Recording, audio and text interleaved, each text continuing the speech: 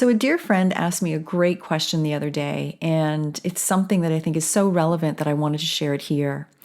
And the question was, have I ever come out of a high vibe situation only to be confronted by a really low vibrational situation immediately after? And just to give this little context, she had just come from a sound bath meditation with some really dear girlfriends of hers. And so she was in a place where she had been bathing in the wonderful relationships that she has, sharing this experience of high vibrational meditation, bringing her into spirit, connecting her to source, and at the same time being bathed by high frequency energy coming from crystal bowls, something that I personally love. And so there was no mistaking that she was coming out of a really beautiful emotional and energetic state. And so, what she was curious about was how it was possible that when she got home, when she walked into her apartment, how could she have attracted to herself or drawn to herself the experience of somebody else in the building confronting her and being really rude, blaming her and accusing her for something that she hadn't done, but just really being abrasive. And so, she asked me the question, like, how can this happen? And what I ended up saying, the long and short of it was, it's not about your vibe. It's about what you need next. And let me explain that. Sometimes we need something to be really contrasting for us in order for us to have sort of a measuring stick that we can see how rock solid we are in our new higher frequency. So in her case, what was happening was she was in this beautiful high vibrational state. And when you come out of a meditation, especially something that is prolonged, it's a way to attune our frequency to a higher frequency, but it's not necessarily going to stick. It's not going to necessarily hold there. And the other thing that is important to note is that things that come to us, especially when we are coming in or when we are in a really high emotional and vibrational state, that come to us looking like contrast, those are the things that are in particular being brought to us for us to look at. So in this case, it was her neighbor, right, that was being very confronting, very abrasive, rude, and felt like it was coming out of nowhere. So there's two ways that we can really kind of handle situations like this. The first one, if we're not totally consciously aware of what's going on, we would not necessarily be in what we call the observer state, right? But in fact, that situation would probably trigger us.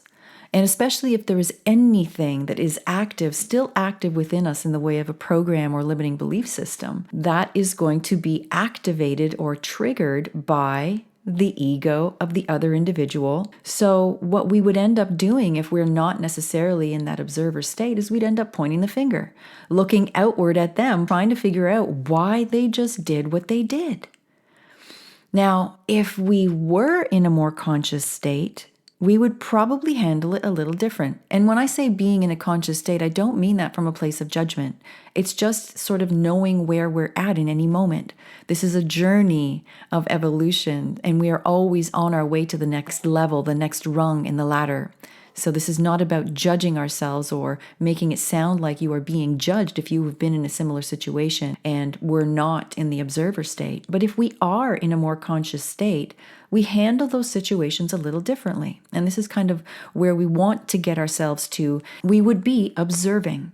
So instead of necessarily looking at the individual and having a highly emotional reaction and kind of staying there, what we would do is we would look at the situation, look at the person who's kind of confronting us, and observe it. And then maybe not in that moment, but as soon as we detach ourselves from the situation, instead of wondering why they possibly did what they did or said what they said, we immediately look at ourselves.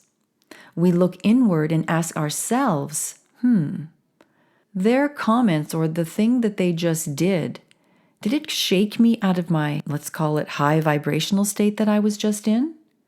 Yes? Okay. All right. So I may not be totally rock solid in that new vibration that I'm trying to hold yet. What does that mean? It just means that I've still got some programming active in me that I still need to clear. And then we go to work on clearing that, right? You can use different tools. I like to use the Unwind Your Mind process, but you can use whatever is your tool. And we basically go to work to clear them. And then the next time this happens, if it does happen, you most likely, if you have cleared that, you either won't feel anything, you won't even flinch, or you'll feel a lot less. Things don't necessarily clear all at once, but you would notice that you would feel a lot less. So you'd either be completely neutral, or you'd be a lot more neutral, or in other words, a lot less activated. So the bottom line is that it's never about them. It's always about us. And what program or false belief system we still have active within us. And until we get to that point where we no longer have programs or those belief systems that are still active within us, we will be triggered, right? That's the indicator. And not something to feel bad about. It's just about knowing where we're at. We are all on this journey together. And so the question becomes simply, how did this make me feel? That's it. Because one way or another, it always comes down to this. I've seen this in my own life, on my own evolutionary path, and I've seen this in every single person I've ever known and ever worked with. We are all wired the same way in this regard, and this is what this year and this coming year of 2022 is all about. It's about peeling off those layers so that there is no more that is active within our blueprint.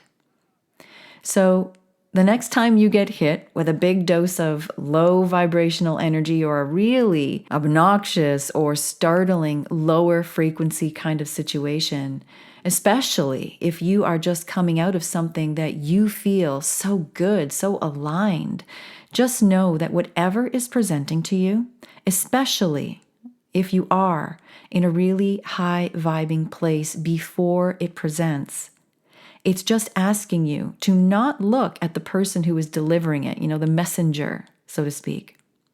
But it's asking you to look inward at you, at what the situation is revealing about you. It's the same for all of us, myself included, because that's all it's ever really about. And if we can go straight to the heart of it this way, we can avoid hours and days and even years of turmoil and that inner conflict and wasted time focusing on the wrong thing until we finally one day choose to come back to the one and only thing that really matters. And that's us, right? How we're feeling, what we're thinking, what we're doing or not doing as a result of whatever it is we have just been exposed to or presented with.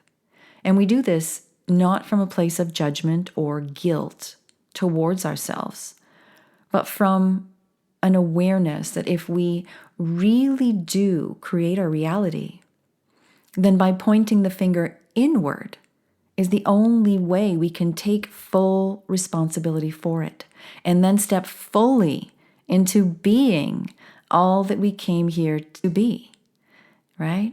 By removing all the inner obstacles that stand in our way from being our true, authentic, and unwavering, empowered, peaceful, creative